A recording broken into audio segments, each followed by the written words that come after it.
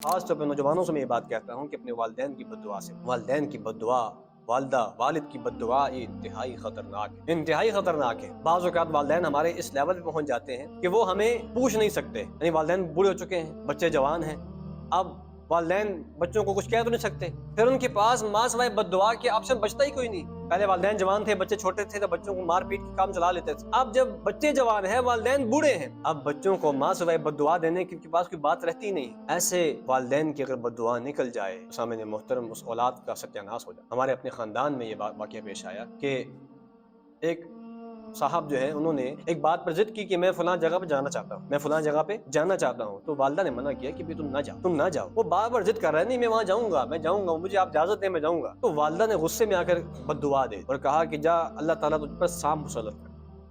اللہ اکبر۔ سامعین محترم آپ حیران ہوں گے کہ 3 سے 4 منٹ نہیں گزرے تھے کہ اللہ نے اس پر سانپ مسلط کیا۔ جس جگہ پر وہ تھا، وہ بیان کرنے والے کہتے ہیں کہ وہاں کے بارے میں تصور نہیں تھا کہ یہاں پہ سانپ آ جائے گا۔ ایسی بد دعا قبول ہوئی والدہ کی کہ اسی جگہ پہ اس کو سانپ نے ڈسا اور تھوڑی ہی دیر میں وہ ادھر ہی فوت ہو گیا۔ تو یہ بڑی خطرناک چیز ہے۔